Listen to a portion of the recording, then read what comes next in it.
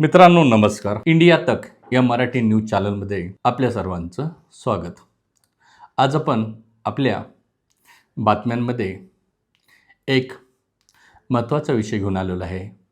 त्या विषयाचं नाव आहे सध्याचं देशातील वातावरण. आपले जे भारतीय PM आहेत नरेंद्र मोदी यांच्या विरोधी आहे असं सध्या ज्या पोटनिवडणुका झाल्या त्याच्यामध्ये BJP पक्षाला 2 जागांवर हार पत्करावी लागली. तर आजपर्यंत BJP 2014 पासून ते सध्याच्या तारखेपर्यंत म्हणजे 2026 पर्यंत सत्तेत का आली? BJP सत्तेमध्ये येण्यापाठीमागची कारणे कोणती व सध्या कोणकोणते लोक म्हणा किंवा इतर संघटन म्हणा किंवा इतर पक्ष म्हणा हे मोदी विरोधी जात आहेत, मोदी विरोधी काम करत आहेत, याविषयी आपण आज पाहणार आहोत. तर आजचा जो विषय आहे सध्याचं देशातील वातावरण मोदी विरोधी याविषयी आपण बोलणार आहोत. तर मित्रांनो, आत्ता 3 पोटनिवडणुका झाल्या.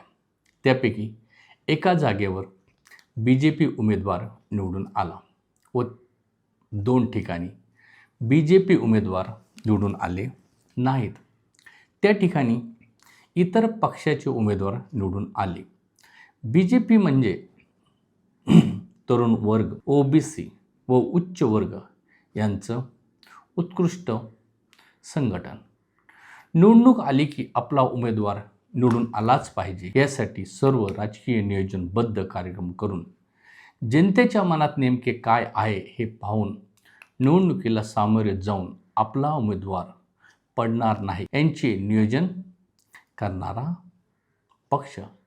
सत्तेची आकडेवारी आपल्याच बाजूला राहिली पाहिजे व सत्ता मिळवण्यासाठी सर्व काही पणाला लावणारा पक्ष. आपल्याला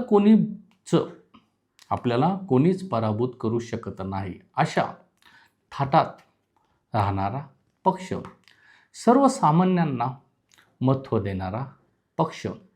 2014 नंतर PM नरेंद्र मोदी यांनी अशा काही गोष्टी केल्या की ते जनतेच्या मनातील नंबर 1चे नेते बनले, नंबर 1चे प्राईम मिनिस्टर बनले. त्यांनी विरोधकांची अशी अवस्था करून टाकली की त्यांना BJP विरोधकास म्हणजे BJPचे जे लोक आहेत त्यांना, जे विरोधी पक्षाचे लोक आहेत यांना BJPचा कोणता उमेदवार हरवणे अशक्य झाले. त्यांना कोणत्या ना कोणत्या म्हणजे BJP मध्ये जे लोक होते त्यांना कोणत्या ना कोणत्या प्रकरणात अडकून जेलची हवा खायला लावली. भीतीपोटी अनेकांनी BJP जॉईन केली व आपली राजकीय कारकीर्द व्यवस्थित सुरू ठेवली. जेल जाण्यापासून स्वतःला वाचवले. म्हणजे अनेक पक्षातील उमेदवार आहेत यांनी BJPला का घाबरले? कारण की नरेंद्र मोदी यांनी व अमित शहा यांनी यांच्यावर ED म्हणा, CBI म्हणा किंवा ज्या गव्हर्नमेंटच्या संस्था आहेत ह्या पाठीमागे लावून इतर पक्षातील लोकांना अडकवण्याचा प्रयत्न करून त्यांना एक तर जेलची हवा खायला लावली किंवा आपला जो BJP पक्ष आहे याला जॉईन करायला. तसेच इतर पक्षाचे जे नेते आहेत, आमदार आहेत, खासदार आहेत, आपल्या पक्षात घेऊन एक उच्चांक निर्माण केला व पक्षवाढीसाठी जे काही करता येईल ते नरेंद्र मोदी व अमित शहा यांनी केले. एकीकडे पक्ष वाढत होता पण जनमानसात मोदीबद्दल जे प्रेम होते ते कमी होत चालले होते. ज्या व्यक्तींना तुम्ही भ्रष्टाचारी म्हणत आहात त्यांनाच आपल्या पक्षात घेऊन फक्त तुम्ही जनतेची दिशाभूल करत आहात असे जनतेला वाटू लागले आहे किंवा वाटत आहे. ही गोष्ट फक्त जनतेच्या लक्षात येत होती पण BJPचे सर्व PM नरेंद्र मोदी व अमित शहा यांना लक्षात येत नसेल असे मला वाटत नाही. पण जनता आपले काहीच करू शकत नाही असे यांना वाटत होते. 2014 पासून तरुण वर्ग, OBC समाज, उच्चवर्णीय समाज व इतर काही पक्षांनी मदत करत BJPला सत्तेवर बसवले. पण या 4 महिन्यात देशातील वातावरण बदलत चालले आहे. त्यामुळे BJPला मदत करणारे काही मोठा वर्ग BJP विरोधी कामे करून बी जे पीला सत्तेपासून दूर ठेवण्यासाठी हालचाली करत आहे. म्हणूनच आता झालेल्या पोटनिवडणुकीत बी जे पीचे 3पैकी म्हणजे बी जे पीचे जे 3 उमेदवार होते त्यापैकी बी जे पीचे 2 ठिकाणी उमेदवार हारले. भाजप 2014 ते 2026पर्यंत आपली सत्ता का टिकून आहे आपण ते पाहू. बी जे पीला निवडणुकीत मदत करणारा सर्वात महत्त्वाचा फॅक्टर होता उच्चवर्णीय समाज. उच्चवर्णीय समाजामुळे बी जे पी एकहाती सत्ता मिळवण्यात यशस्वी झाली. पण भाजपला मदत करणारा हा समाज आता इतर पक्षांमध्ये सहभागी होऊ तो बी जे पीवर नाराज होऊ लागला आहे. मग त्यातले काही लोक नाराज होऊ राहिलेत. याचे कारण म्हणजे जवळजवळ 10 राज्यात 50पेक्षा जास्त आरक्षण हे जादा गेले आहे. त्यामुळे या उच्च वर्गातील समाजाचे जे सरकारी नोकरीविषयी धोरण आहे ते बिघडत चालले आहे असे त्यांना वाटू लागले आहे. त्यामुळे त्यांच्या नोकऱ्या धोक्यात येण्याची भीती त्यांना आहे. ज्या बी जे पीला आपण सत्तेत बसवले तेच आपली नोकरी काढून घेऊ लागले आहेत असे त्यांना वाटू लागले आहे. त्यामुळे हा समाज बी जे पीवर नाराज होऊ लागला आहे. 2014च्या वेळी जवळजवळ 65% उच्चवर्णीय लोकांनी बी जे पीला मतदान केले. 2019च्या मध्ये म्हणजे ज्यावेळेस 2019ला हे खासदारकीचं मतदान झालं त्यावेळेस 80% उच्चवर्णीय लोकांनी बी जे पीला मतदान केले व 2019ला जवळजवळ 70% लोकांनी बी जे पीला मतदान केले. उच्चवर्णीय लोकांनी मतदान केले याचे कारण म्हणजे या पक्षात या लोकांच्या हिताचा विचार केला. यांचे बी जे पीने राजकीय हित जपले. राम मंदिरसारखे प्रश्न मार्गी लावले. पण आरक्षणसारख्या गोष्टींमुळे उच्चवर्णीय समाज नाराज झाला. बिहार येथील बांकीपुरा येथे झालेल्या पोटनिवडणुकीत बी जे पी उमेदवाराची हार झाली. बांकीपुरा येथे जनस्वराज्य पक्षाचे उमेदवार किशोर प्रशांत हे विजयी झाले. येथे ब्राह्मण व इतर उच्चवर्णीय समाज असूनही बी जे पी उमेदवार विजयी होऊ शकला नाही. किशोर प्रशांत हे स्वतः बोलले, हे सर्व राहुल गांधींची कमाल आहे. ज्यावेळी मतदान करणारा दाता नाराज होतो त्यावेळी काय होते हे या पोटनिवडणुकीत बी जे पीला दाखवून दिले. बी जे पीला मतदान करणारी सर्वात महत्त्वाची वोट बँक म्हणजे ओबीसी समाज. 2014मध्ये 40%, 2019मध्ये 50% व 2024मध्ये 55% ओबीसी समाजाने बी जे पीला मतदान केले. पण हा समाज काही प्रमाणात बी जे पीपासून दूर जात आहे म्हणजे काही लोक. याचे महत्त्वाचे कारण म्हणजे ESWचे आरक्षण आहे. इतर समाजाला ESW आरक्षण दिल्यामुळे ओबीसी व इतर समाजाचे मेरिट मधील कट ऑफ जवळजवळ सारखा झालेला आहे. त्यामुळे हा समाज बी जे पीवर नाराज आहे. तसेच बी जे पी हे सांगतही नाही की नेमकी ओबीसी समाज हा भारतामध्ये किती आहे. तसेच ओबीसी समाजाच्या मागण्याकडेही सरकार गांभीर्याने पाहत नाही असं ओबीसी समाजाला वाटत आहे.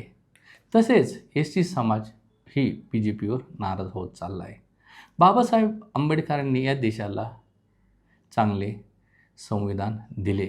पण समाजामध्ये इतर पक्षाकडून असे उठवले जात आहे की बी जे पी हा पक्ष संविधान बदलून टाकू शकतो व तुमचे दिलेले आरक्षण काढू शकते.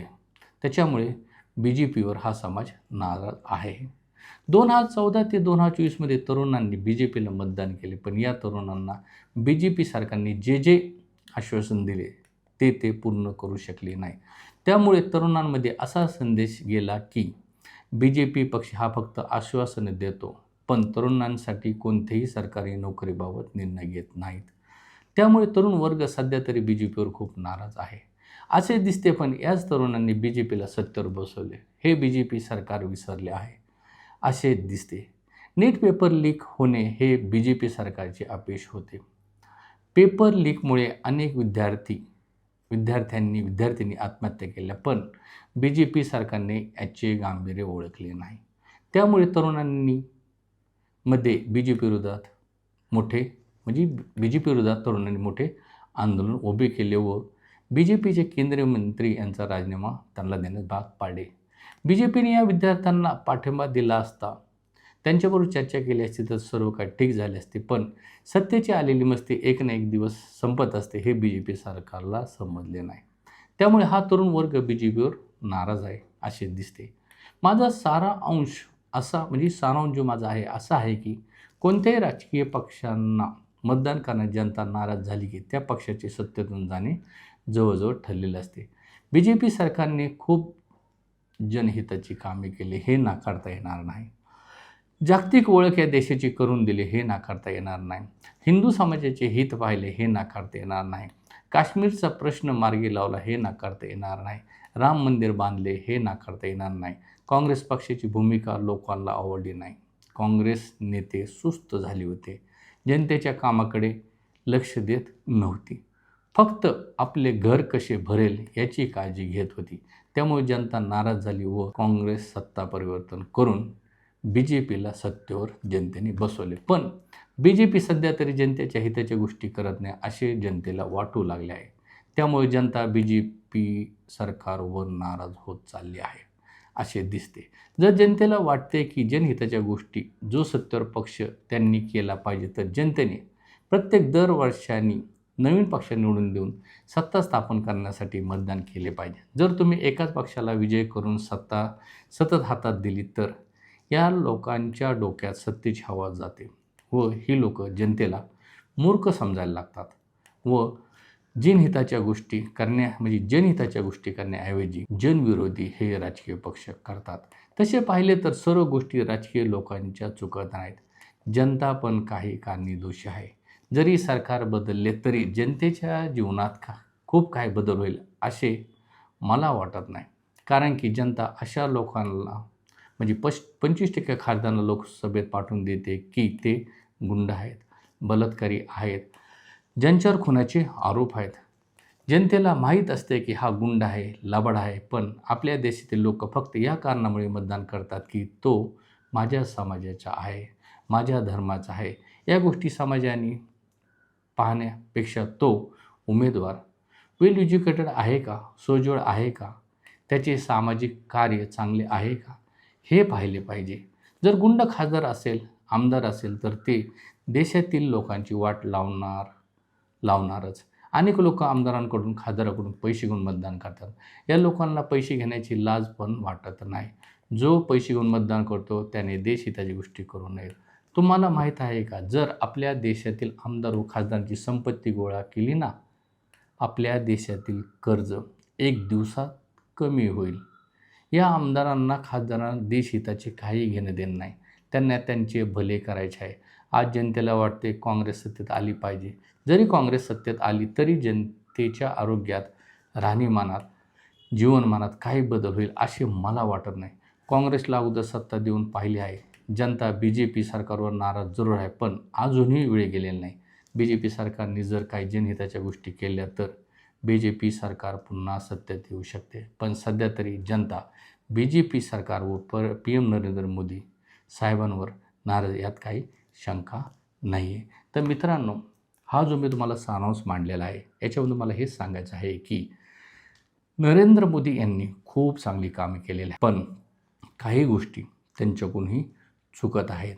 जर त्यांनी त्या चुका सुधारवल्या तर आपल्या देशाला खूप चांगले दिवस येतील. कारण की नरेंद्र मोदी सत्तेत आल्यापासून त्यांनी खूप चांगले निर्णय घेतलेत, धाडसाचे निर्णय घेतलेत. पण विरोधी पक्षातील लोक अशा गोष्टींवर बोट ठेवत आहेत की जनतेमध्ये त्यांच्याबद्दल जेवढी विरोधात गोष्ट बोलता येईल तेवढे बोलतात व जनतेला असं पटवून देतात की आम्ही खूप चांगले आहोत व नरेंद्र मोदी सरकार, BJP सरकार हे चांगलं नाही आहे. तर BJP सरकारने हे जे विरोधांनी पसरलेल्या गोष्टी आहेत याच्यावर मात करून आम्ही केलेल्या जनहिताच्या गोष्टी कशा योग्य आहेत हे जनतेला पटवून देणं खूप महत्त्वाचं आहे. तर मित्रांनो, मी काय BJP समर्थक नाही आहे, मी काँग्रेस समर्थक नाही आहे. पण जे सत्य आहे ते मी तुम्हाला मांडत आहे. कारण की काँग्रेसला 50-60 वर्षे देण्यात आली होती. त्यांनी किती देश सुधारले हे तुम्हाला माहिती आहे. त्याच्यामुळे आपले जीवनमान खूप बदललं अशात काही म्हणण्यात अर्थ नाही.